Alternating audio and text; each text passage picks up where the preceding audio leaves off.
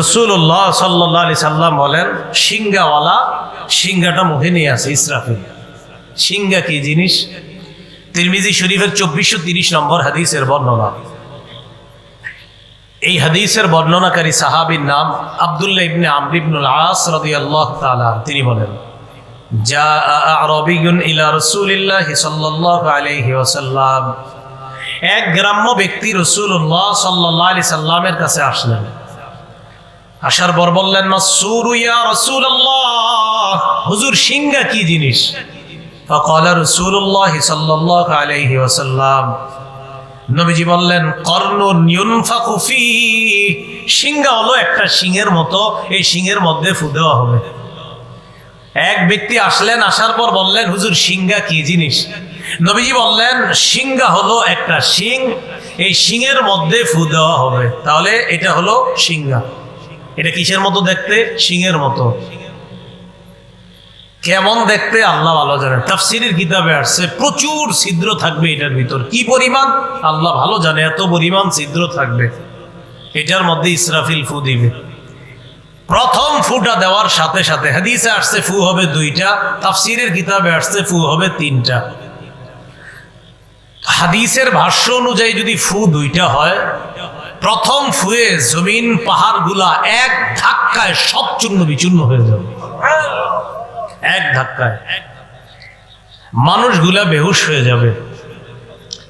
দ্বিতীয় ফুয়ে সব মানুষগুলা বেহুশি থেকে আবার কিয়ামতের ময়দানে উঠবে। রাসূলুল্লাহ সাল্লাল্লাহু আলাইহি সাল্লামের হাদিসের ভাষ্য অনুযায়ী প্রথম ফুটাকে বলা হয় নাফখাতুস সাকি, বেহুশির ফু। দ্বিতীয় ফুটাকে বলা হয় নাফখাতুল বাসি, পুনরুত্থানের ফু। সূরাতুল হাক্কার 13 থেকে 18 নম্বর আয়াতে আল্লাহ বলেন, ফাইদা নুফিখা ফিস সূরি নাফখাতু ওয়াহিদা, সিংহার মধ্যে যখন ফু দেওয়া হবে একটা মাত্র ফু, ওয়া হুমিলাতিল আরদু ওয়াল জিবাল ফাদুক্কাতা দাক্কাতা ওয়াহিদা, প্রথম ফুয়ের সাথে সাথে জমিন পাহাড় পর্বতগুলা যা আছে সব এক ধাক্কায় চূর্ণ বিচূর্ণ হয়ে যাবে। এরপর আল্লাহ বলেন, ফায়াউমা ইদি ওয়াকাতিল ওয়াকিআ, মানুষ যারা বলে কিয়ামত কবে হবে, আল্লাহ বলেন, শোনো তোমরা, সেদিন কিন্তু যেটা ঘটে যাওয়ার সেটা ঘটে যাবে। বাংলাটা মনে রাখেন, কি করে আল্লাহ দেখেন, সেদিন কিন্তু যেটা ঘটার সেটা ঘটে যাবে। ফায়াউমা ইদি ওয়াকাতিল ওয়াকিআ, সেদিন যেটা ঘটার সেটা ঘটে যাবে। বারবার বলো কিয়ামত কবে হবে, আল্লাহ বলেন সেদিন যেটা ঘটার সেটা ঘটে যাবে।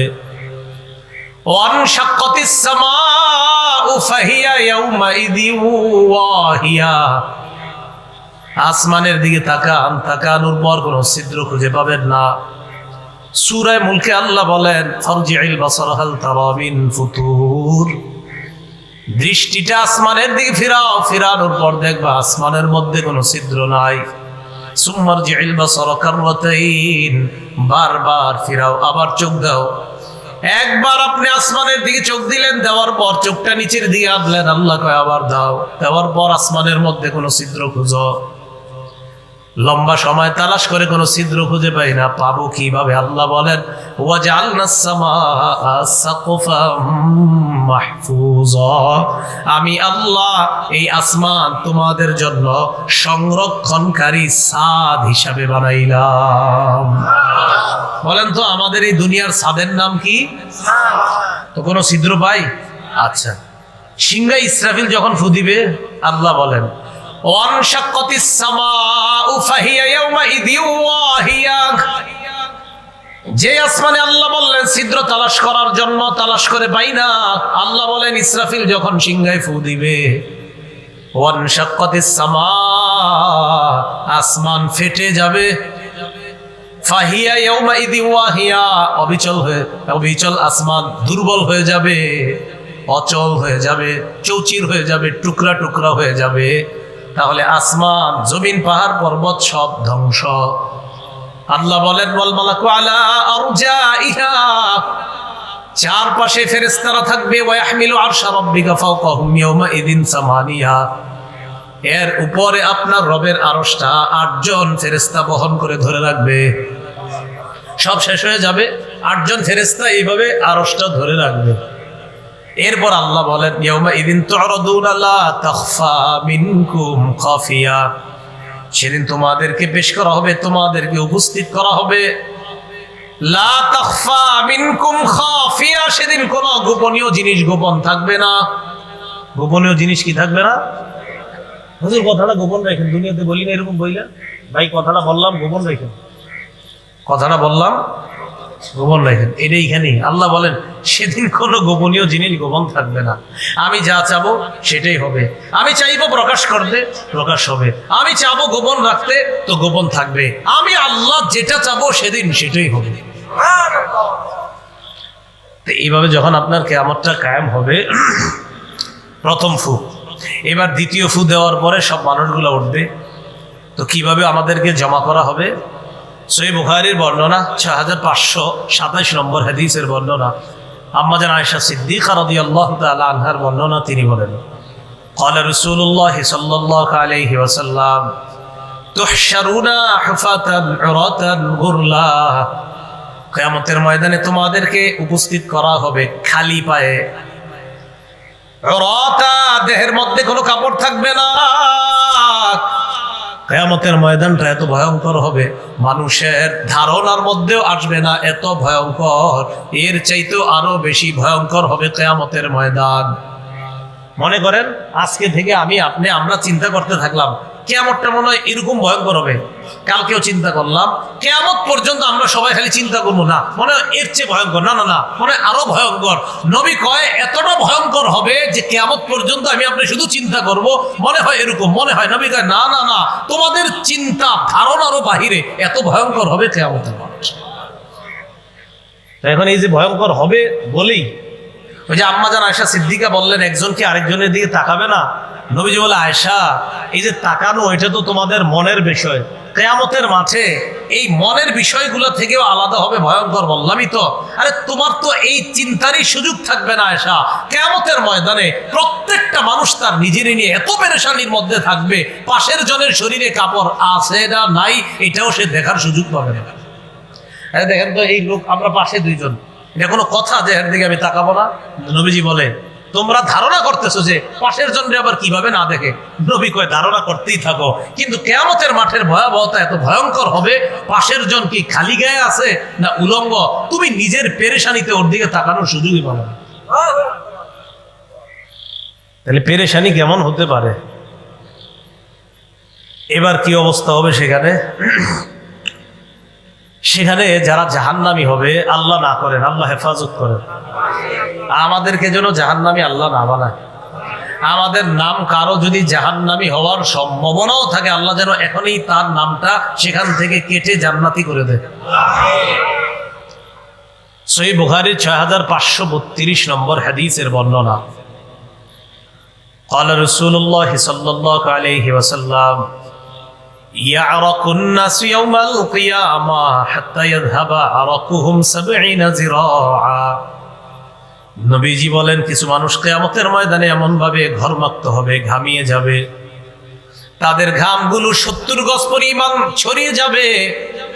শুধু তাই নয়, ইউলজিমুহুম ইলজামা হাত্তা ইয়াযহাবা আযানাহুম হাত্তা ইয়াবলুগা আযানাহুম। ঘাম হইতে হইতে এত পরিমাণ হবে, নাক পরিমাণ, কান পরিমাণ। এই মাথা, নাক, কানগুলা একবার ঘামের সাগরের মধ্যে একবার ডুববে আবার উঠবে। আল্লাহ নবী কয় একজনের ঘাম হবে এরকম 70 গজ। কিয়ামতের ময়দানের ঘাম, নাক যাবে ঘামের নিচে, চোখ যাবে নিচে, কান যাবে নিচে, মাথাটা একবার নিচে যাবে আর একবার উপরে উঠবে। এইভাবে পরিস্থিতি চলতে থাকবে। সহিহ বুখারীর 4712 নম্বর হাদিসের মধ্যে আসছে, আদম নবী, ইব্রাহিম নবী, নূহ নবী, ইব্রাহিম নবী, মুসা নবী, ঈসা নবী, 5 নবী সেদিন মানুষ বিপদে পড়ে 5 জনের কাছে যাবে। যাওয়ার পর 5 জনেই জবাব দিবে, ইন্না রাব্বি ক্বাদ গাদিবা আল-ইয়াওমা গাদবান লাম ইয়াগদাব ক্বাবলাহু মিসলা ওয়া লা ইয়াগদাব বা'দাহু মিসলা। আজকে রব এত রাগ করে আছে, আজকের আগে এমন রাগ কখনো করে নাই, আজকের পর এত রাগ কখনো করবে না। সবাই এই জবাব দিবে, এত রাগ করে আছে। কিয়ামতের ময়দানে আল্লাহ পাক রব্বুল আলামিন সব মানুষদের সামনে একটা কথা বলবে। এই কথাটার জন্য আমার আপনার তৈরি থাকা দরকার। আর রাজা বাদশাহ যারা, তারা তো তৈরি থাকাই দরকার। সহিহ বুখারী 4812 নম্বর হাদিসের বর্ণনা। عن أبي هريرة رضي الله تعالى عنه قال قال رسول الله صلى الله عليه وسلم নবীজি বলেন ইয়াকবিজুল্লাহুল আরদ ওয়া ইয়াতফিস সামাওয়াতি বিয়ামিনি, পুরো জমিনটাকে আল্লাহ কবজায় নেবেন, সব আসমানগুলা পেঁচায়া কুদরতি ডান হাতের মধ্যে নেবেন, 7টা আসমান পেঁচায়া নেওয়ার পর দেখেন কিয়ামতের ময়দানে আয়েশা আল্লাহ বলবেন আনাল মালিক, আমি বাদশা।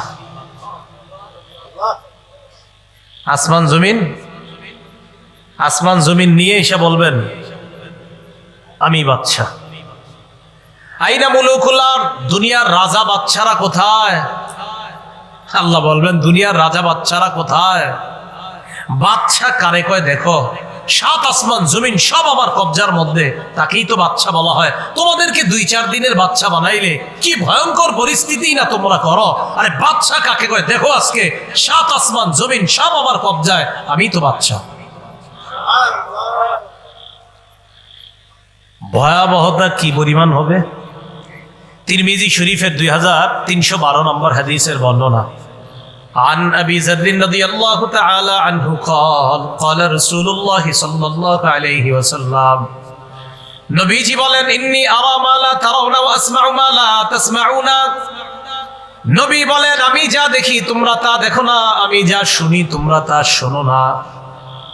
আত্তাতিস সামা ওয়া হুক্কা লাহা আন তাইত্ত, নবীজি বলেন আকাশের মধ্যে আসমানের মধ্যে কটকট আওয়াজ হচ্ছে, আসমান এইভাবে কটকট আওয়াজ করাটা তার জন্য শোভা পায়। আসমানের মধ্যে কটকট আওয়াজ হইতেছে, আমি নবীটা শুনতে পাই, কটকট আওয়াজ হইতেছে।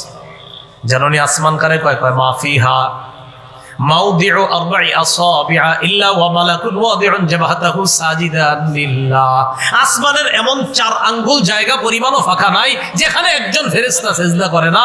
প্রতি 4 আঙ্গুল জায়গার মধ্যে একজন ফেরেশতার সিজদা আছে। নবী বলেন সেখান থেকে কটকট আওয়াজ পাই। এরপর বলে ইন্নী আরা মা লা তারাউনা লাউ তা'লামুনা মা আ'লামু লা দাহিকতুম কলিলা ওয়া লা বাকাইতুম কাসীরা, আমি যা জানি তোমরা যদি তা জানতে তাহলে তোমরা কম হাসতে, বেশি বেশি কান্না করতা। ওয়া মা তালাজ্জাজতুম বিন নিসাই আলা ফুরুশিকুন্না, তোমরা বিবিদের সাথে বিছানায় আনন্দ উল্লাস করতা না। ওয়ালা খরজতুম ইলা সুউদাতি তাজআরুনা ইলাল্লাহ, তোমরা জঙ্গলের মধ্যে গিয়ে আল্লাহর কাছে আশ্রয় চাইতে আর বলতা লাওয়াদিতু আন আকুনা শাজারাতান তু'বাদ, জঙ্গলে গিয়ে তোমরা বলতা হায় আমি যদি গাছ হয়ে যেতাম এই জঙ্গলের একটা গাছের মতো, তাহলে আমাকে কেটে ফেলা হতো, কেটে ফেলার পর আগুনে জ্বালিয়ে দিয়ে বাস শেষ আমার জীবন, তাহলেই তো ভালো ছিল। কারণ যে অবস্থা, নবী কয় কিয়ামতের ময়দানের এই বিভীষিকাময় মুহূর্ত আর এরপর জাহান্নামের বর্ণনা যদি জানতা তো তুমি নিজে বলতা যে গাছ হইলে আরো ভালো হইতো।